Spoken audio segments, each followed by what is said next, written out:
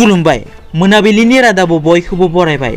गिबि निउज आपडेटआव दङ फिसाजोनि सायाव गाज्रि आखु बिसिया बुग्लिनानै बुथारदों। उत्तर प्रदेशनि कौशाम्बी होननाय जायगायाव मुगैथाव जाथाय जादों। गावनि फिसाजोनि सायावनो बिफानि गाज्रि आखु खालामनाय जाथाया सुराङाव फैदों। जाथायखौ मिथिनानै बिसिया गावनि फिसाजोनि सायाव बेफोरबायदि जाथाय खालामनायखौ सहायनो हायैनि फिसायखौ बुग्लिनानै बुथारदों।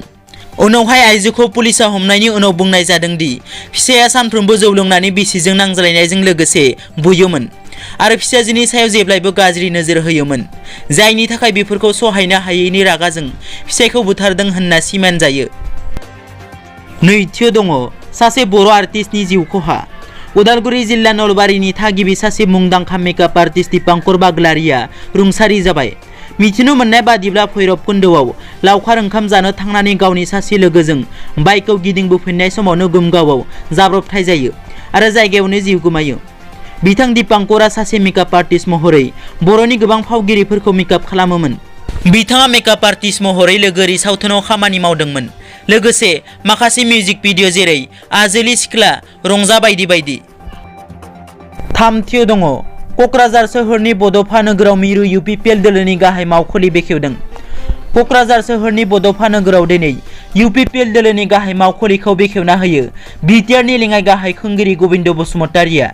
बे हाबाफारियाव इउपिपिएल दोलोनि मावफुं आफादगिरि रोनगोरा नार्जारिया बाहागो लानानै खौरांगिरिनि सिगाङाव बुङोदि इउपिपिएल दोलोआ बिसायख'थि समाव होनाय गासै रादायफोरखौ मावफुंनो सरकारखौ मदद खालामनाय जागोन होननानै रोखा बुंथियो।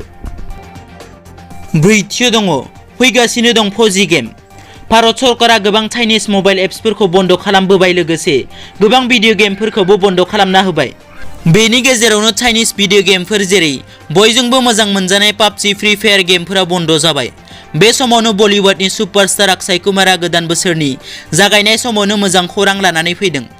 फैगौ 22 जानुवारि भारतनि सुबुंखान्थि सान फालिनायजों लोब्बा लाखिनानै फौजि भिडिअ गेमखौ भारतनि नोगोरारिफोरनि गेजेराव लन्च खालामनो बिथांखि लादों। बे बाथ्राखौ अक्षय कुमारआ गावनि इन्स्टाग्राम एकाउन्टनि गेजेरजों टुइट खालामनानै फौजि भिडिअ गेमनि सायाव फोरमायनानैबो होयो। दिनैनि रादाबा एसेनोसै। नोंथांमोना जुदि आंनि चेनेलखौ दासिमबो साबस्क्राइब खालामाखै, अन्नानै साबस्क्राइब खालाम। गोजोन्थों।